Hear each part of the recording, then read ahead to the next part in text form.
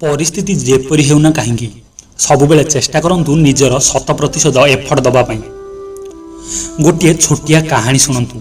ये कहानी पर जापर जदि आप 100% एफर्ट न दौरान तेबे आपण पर पश्चाताप करेंगे।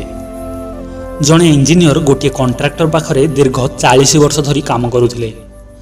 तांकर रिटायर्ड बयस हो जाइथिला। से स्थिर कले एबे जाई सही कंट्राक्टर को कहिबे कि से आसंता ठारू रिटायर्ड नहीं जिबे।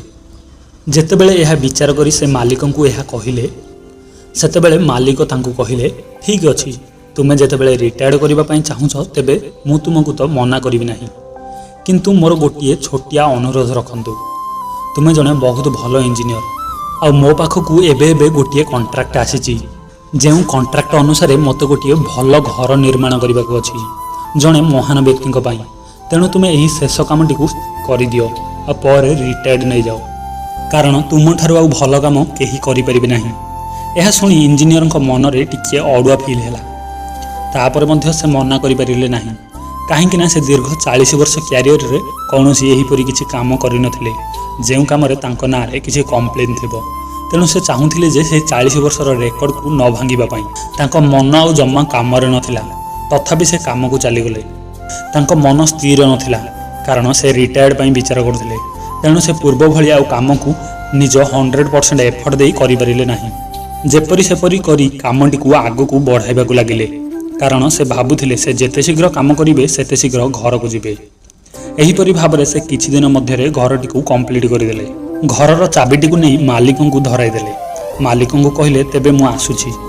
मालिक यह शुणी कहले तुमे मो पाखरे 40 वर्ष धरी काम कल, हेले मु तुमको सालेरी छड़ा आउ किछि देई पारि नाही। तेणु तुमे जे घरटी को एबे तैयारी कल एही घरटी मु तुम पई गिफ्ट आकार रे देउछि। एही चाबी को नियो। यह शुणी किछि समय पई इंजीनियर स्तब्ध होई गले। तेबे से घर काम को पूरा मन आउ ध्यान र सहित करिथाते आ निजर 100% एफर्ट देई करिथांते। हेले वर्तमान कौनसी कंट्रोल तांको हाथ रे नथिला। से केवल पश्चाताप ही कले, ता व्यतीत अन्य किछि करिवार रास्ता ही नथिला। तेणु फ्रेंड्स, मनीषर वर्तमान अवस्था हेउछि बसंत काल भली। जदि यही अवस्था मनीष तार 100% एफर्ट को न देव तेबे पर पश्चाताप व्यतीत आउ किछि नथिबो।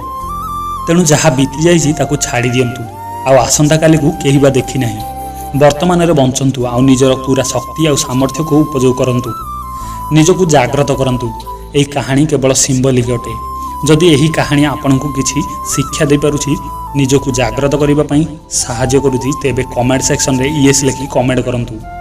जदि यह अन्य मानक पई हेल्पफुल होई पारुछि तेबे आपण निश्चय यही कहानी को शेयर करंतु। आउ यही परि इंस्पिरेशनल आउ मोटिवेशनल वीडियो पाइबा पई हेले हम चैनल को सब्सक्राइब करंतु आउ पाखरे थिबा बेल आइकन को हिट करि दियंतु। Finally thanks for watching.